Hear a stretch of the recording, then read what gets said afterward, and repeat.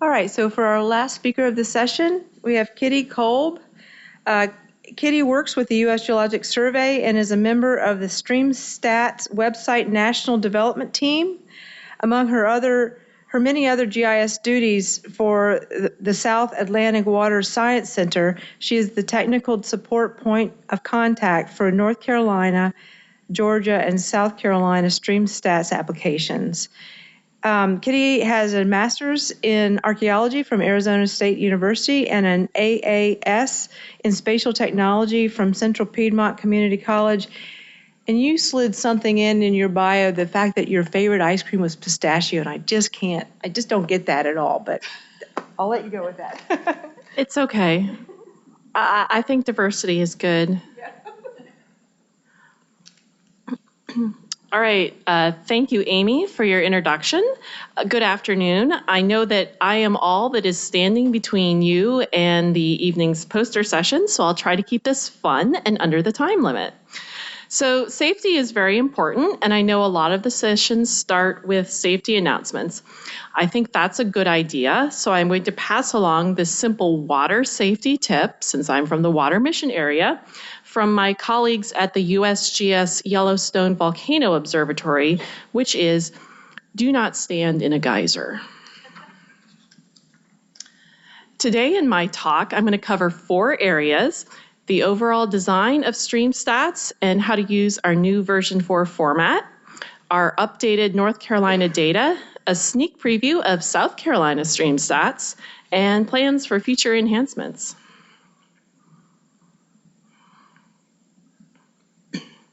So who here remembers the good old days when we had to delineate basins by hand using a planimeter?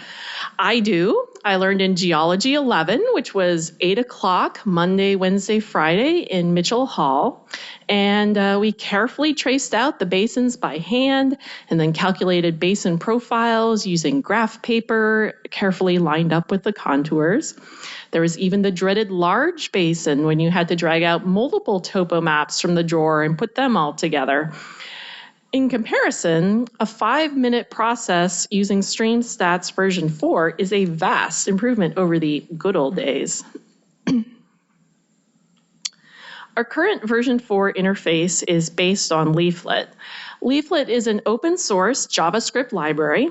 The benefits of Leaflet are that it has a small size and it works on all platforms. You can use StreamStats on both the desktop and mobile environments now. I personally recommend a tablet for the mobile option, but it will also work on a smartphone. I've done it on my phone at, Sunday school parties. People say, well, what do you do? I say, well, let me show you. If you are on the desktop interface, we prefer the latest versions of Chrome or Internet Explorer. The Leaflet API uses layers from StreamStats data and the Esri National Geographic Style base map as the default base map. You also have the options of setting other base maps, such as the USGS National Map, OpenStreetMap, and imagery. Delineations are made behind the scenes using Python scripts in StreamStats services and calling the NSS database services. One of the most valuable features of StreamStats is that it is customizable to each state's specifications. So each state brings its own customization. Additions to StreamStats include special feature layers such as Indiana's coordinated reaches, Maryland has biological sampling points, Minnesota and Georgia have bridge locations, and Colorado and Montana will do areas affected by upstream dams. We can also link within the map to specialized gauge data like flow duration statistics in North Carolina, which you see here. As you can see here, the exploration toolbox has a Query Stream Gauges button, which lets you click on a stream gauge and find out information about it. For example, here we're looking at a deep river at Ramseur, North Carolina. From here, you have the option of clicking on the NWIS National Water Information System page, which will tell you all about current flow from that gauge.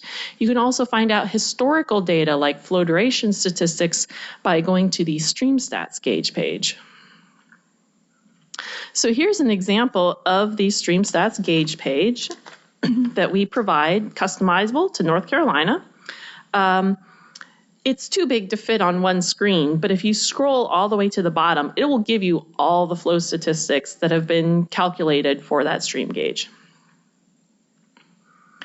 The StreamStats application has a preferred projection, which is USGS Albers, but if a state needs something specific, we can do that too. For example, the North Carolina application will generate your feature classes and output using North Carolina state plane feet. But on the other hand, by law, the state of South Carolina requires international feet. So if you use our South Carolina data set, it'll come out in South Carolina state plane international feet instead of everyday feet. We can also provide customized functionalities such as 1085 slope in many states as well as basin shape.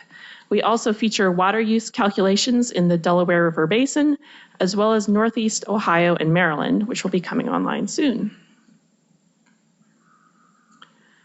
The custom capabilities for StreamStats can create a double-edged sword. In StreamStats, we strive to provide a variety of tools to our users because we know they have a variety of needs. We want to make StreamStats multi-talented, but on the other hand, we ended up with all these tools that you see here in our version 2 toolbar. This is great, but you can end up with decision paralysis, much like the 20-page menu at my favorite Chinese restaurant. In planning StreamStats version 4, the guiding principles were to make the user interface easier and faster. For our version 4 redesign, we partnered with the USGS Wisconsin Internet Mapping Group to plan a simpler and more efficient interface. As I mentioned before, rather than having a buffet of buttons right up front, we decided to follow a stepwise series of tasks with the buttons appearing as they become relevant to the delineation process. At each step of the delineation and flow statistics process, the navigation pane asks for the information it currently needs from you. The first task is to use the interface to zoom into your place of interest. So here we are zooming into Western North Carolina. When you get to zoom level 8, the interface will ask you which state or region's equations you would like to use. So here, since it's Western North Carolina, Eastern Tennessee, Georgia, you have a variety of options. So you pick North Carolina and you zoom in even further, and the stream grid for your study area appears as the blue pixelated line.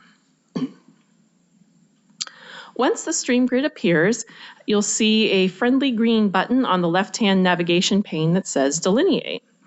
So if you click on the Delineate button to activate it, it turns yellow. And at that point, you can click anywhere on the blue stream grid and delineate your basin. You'll get a series of messages saying your clicked point is valid, and then it will be delineating your basin. It also gives you a marker showing the latitude and longitude of your chosen point. Once the system finishes delineation, shown in yellow, it moves on to the next stage of the navigation pane. Now, up until now, I've been showing you North Carolina on the production site for version 4. However, if you go to the production site for version 4 today, you will get this error message that's saying that you won't be able to calculate flow statistics.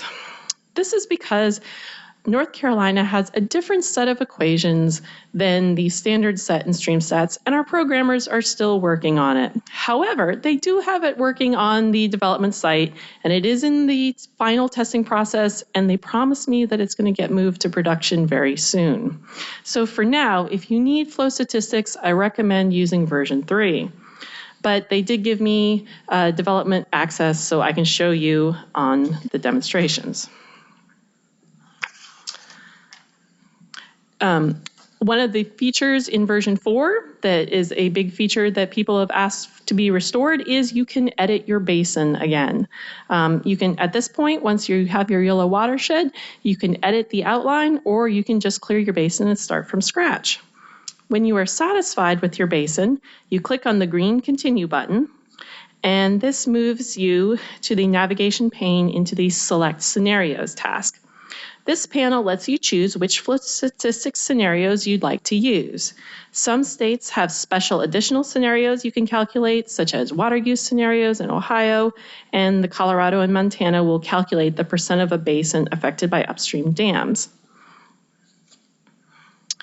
Once you have selected your basin characteristics and regression-based scenarios, you scroll to the bottom of the left-hand navigation pane to select the green Continue button.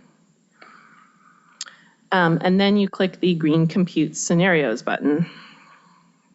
In an ideal situation, if you only want to calculate flow statistics and you don't care about the basin characteristics, you can just, click for flow statistics and go right on to Continue.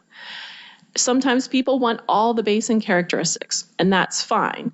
If you are delineating a very large basin, such as the outlet of the entire Albemarle-Pamlico Sound watershed, I would recommend you do a small subset of basin characteristics at a time because you might get a timeout error.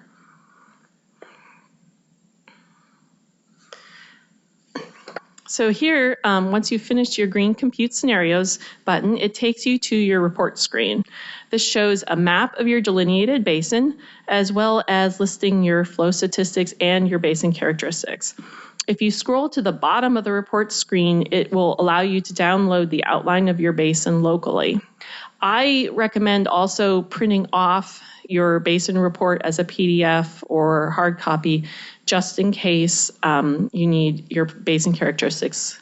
Right now, they're supposed to have the basin characteristics go into the geodatabase, but we had a bug about a month ago where temporarily it wasn't going in, but we think we have it fixed now. You may ask, what happened to my option of picking both peak flows and urban flows? As I showed you, it only just said peak flows. Right now, the program chooses the best flow statistics based on your scenario. It measures what is the appropriate situation based on the range of applicable basin characteristics. Right now, it doesn't usually make sense to apply your urban peak flow statistics if you're in the middle of Great Smoky Mountains National Park, where there isn't a lot of urban development.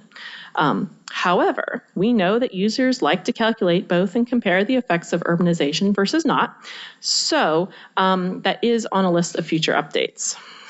These are just some of the new features that we have since I was last here 2 years ago. We have added the urban and small rural equations. We also have the 2011 NLCD added. As soon as they eventually come out with the 2016 NLCD, we'll have that as well. And we're also in the process of adding the data necessary for implementing the Seldom model for North Carolina. So here is a sneak preview of our South Carolina version 4. It is currently set up on version 3. We have version 4 in development.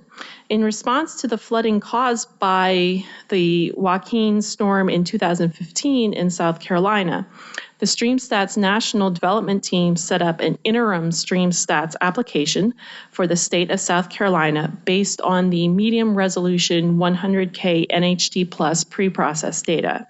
It has the same workflow as the North Carolina and other states' applications that I showed you. However, it is currently basin characteristics only. You can use the basin characteristics produced by the site to plug into the FlowStats equations reports for South Carolina offline. We are currently developing a fully functional South Carolina StreamStats, which will be based on LiDAR-derived streams and elevations, and will have the full set of flow statistics and basin characteristics. It is scheduled to go online sometime in 2018. Okay. So what are some of the extra features besides just getting a basin delineation? Let me just start with an analogy. So explaining, the things we've talked about over the years.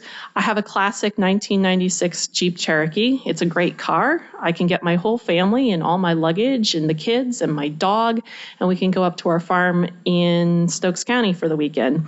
The only problem is that it's 20 years old, so it doesn't get great mileage and it has some rust spots. But one of the biggest questions we get asked is, where is all the functionality we had in version 2 StreamStats? Well, version 2 StreamStats was kind of like my Jeep Cherokee. It was great. It did everything that we wanted, but it was a little clunky.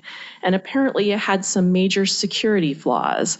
So they literally unplugged it from the wall and turned all our servers off before we were ready to port all our functionality into version 3.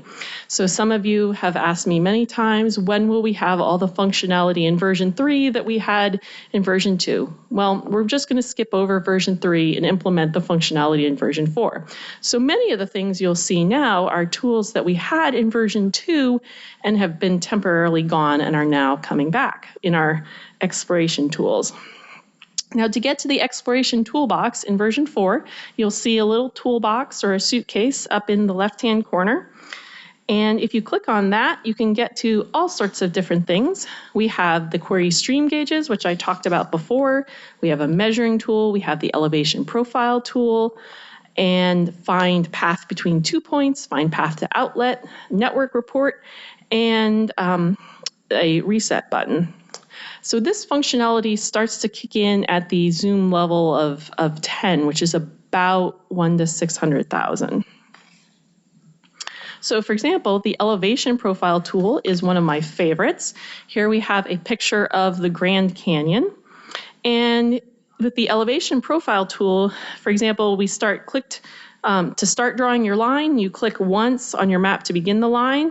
And in this map, we started at Centional Point, and then it streams points as you go to show the line's path. And if you want to bend the path at some point, click once on the place where you want to change directions, and then continue on. At this point, we change directions at the Explorer's Monument of the Grand Canyon. And finally, to end the path, you click twice on Devaka Terrace as it goes across the Grand Canyon. And then it thinks for a few moments, and the resulting path is displayed as the solid orange line on your map with the terrain profile graph listed nearby. If you put your cursor on the terrain profile graph, it moves back and forth along the orange line to show you the corresponding area on the graph. Now, coming soon is the ability to get an exported table of your XYZ profile points.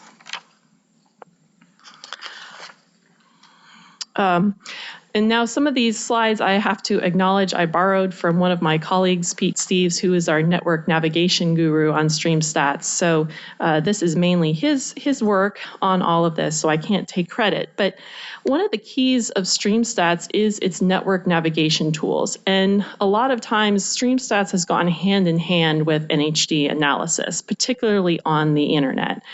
And we realized pretty early on that StreamStats was a really good example of an alignment of vector NHD data and the DEM 3DEP raster data. And it really had a collaboration of both data sets. And you could analyze both sets based on each other. So what started as a watershed-centric environment turned into geometric networks as people traced up and down the NHD streams. So one of the tools that we have right now in Rainy River Basin and is very soon going to be implemented in other states is network navigation. This is something, again, we had in version 2, and we took it away when version 3 had to come into play, and we're getting it back into version 4. Here it is currently working in the Rainy River Basin, which is up on the border waters between Minnesota and Canada. And here you can see how people, if you click on 2 different points of the stream network, you can find out how they are hydrologically connected. And then it shows you a stream profile graph of that. There are 2 kinds of traces that we have. One is a trace all the way to the ocean, as pictured here, which is a NHD geometric network trace all the way to the ocean along the streamlines. This uses the vector geometric network in the NHD. Alternatively, we have the raster-based trace, which is just traced to the outlet of the watershed, and that is based on rasters only. We also have the option in version 4 network navigation of tracing for events. Now, an event is anything tied to the NHD that has a reach code and a measure. It can be a stream gauge, it can be a dam, it can be a place where you made fish sampling measurements, it can be a bridge. But the goal of the outputs for these reports on your trace is that it gives you a tab delimited file of all the events that are listed on the NHD. And you can also tie this in, I believe, with the HEM tools. In the spirit of making StreamStats more accessible to a wider variety of users, we also provide StreamStats as an API. Through these links, which I've listed up here, there are many of them, you will be able to use the StreamStats in your own custom tools. StreamStats Services API incorporates REST principles, and you can find more documentation on our homepage for each category. StreamStats would not be possible without all the partners who have contributed in many ways to make it what it is today. The list is too long to identify everyone, but we at USGS StreamStats are very appreciative of our many cooperators. I would also like to thank the program organizers for inviting us to speak, as well as my USGS colleagues. And in parting, we have a brand new StreamStats Twitter handle account. So we have exciting features like StreamStats Watershed of the Week. So we had Groundhog Basin for Groundhog Day, Valentine's Creek for Valentine's Day. And it also has useful things like the server's down, the server's back up, or we're going to have a planned outage this weekend. So it's at USGS StreamStats. Questions? Yes, sir.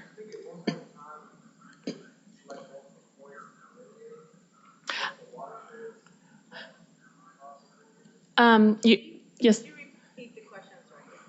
Okay, the gentleman asked whether we could delineate from multiple watersheds and multiple basins at one time. Yes, we do have that in our batch processing. You can submit shapefiles of up to 100 points at a time through our batch processor, which is linked on the left-hand side if you go to streamstats.usgs.gov.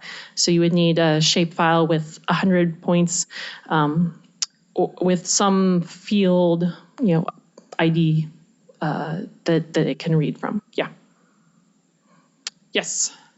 What's been the biggest limiting factor in developing StreamStats in regards to cost of the state data or states? The biggest, he asked what the biggest problem is, hurdle in developing StreamStats across the states. I think there are two biggest hurdles. The first biggest hurdle is finding a common projection. Sometimes it's mandated, like the South Carolina instance, whereas other ones would be better from a nationwide perspective. And we are in some existential angst right now that we've been talking about at our retreats of if we move to a nationwide StreamStats, how do we deal with that from a nationwide data perspective? The second hurdle is funding, because each state funds its own data, usually on a cooperative agreement with, a lot of times it's funded by a cooperative agreement between departments of transportation, departments of environmental quality, water resources. And there are some states that would dearly love to have it implemented, but don't have a cooperator. There are some states that don't see the need for it. So we're exploring other options, like can we implement a minimum level such as NHD plus based data for non-participating states. And our South Carolina emergency StreamStats that we put up 2 years ago was kind of a test case of this to see how quickly we could respond to an emergency situation and get it running. And we got it up within, I think, a week. So that was pretty good, but we put a lot of things on hold while we got it done, but we were pretty proud of getting that up and running quickly. Yes, sir. Remediation tools, have they done functionality for places in between existing bedrock? You want to see what's upstream of Yeah, the gentleman asked whether it works upstream or off the stream grid. It will work. It may try to snap. The first thing it does is it looks to see if there is a blue stream grid within 3 cells of where you click. So it may snap to that. If there's nothing within 3 cells of your stream grid, of your delineation point, you may get a tiny, tiny watershed. At that point, it's going to be a very small watershed. So you may not get very much hydrologically significant, but it will give you something. It just may be incredibly small. Yes. You might want to point out that the stream grid is actually more than 24. Yes. Sylvia pointed out that our blue pixel stream grid is actually more dense than your NHD typical streams that you'll see on a topo map. So it has more stream opportunities. Yes, he asked if it's based on the DEM. Yes, it's based on the flow delineation, flow direction grid, and the flow accumulation grid. So any pixel is, we call it in shorthand our STR 900 grid. But yeah, it takes a certain threshold of pixels to make before it begins a blue stream grid. Yeah.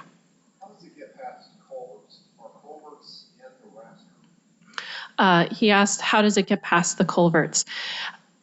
Culverts are not always in the DEM or the 3-depth grids as they come in. What happens, and I actually had a slide about this that I took out to save time, but in our data preparation process, sometimes you'll get DEMs that have been hydrologically flattened, and what we do with the streams, we use the streams to burn into the DEM or the 3-depth, and it makes kind of a gradient to burn into the stream, so it kind of digs a canyon to go through the culvert and clears out the culvert. Do that on the fly, or is that data prepared already? He asks if it's done on the fly or if it's been prepared already. That is done as part of the data preparation process. So that, that's done before the data gets loaded into StreamStats, so it doesn't have to do it on the fly. It's already knows that.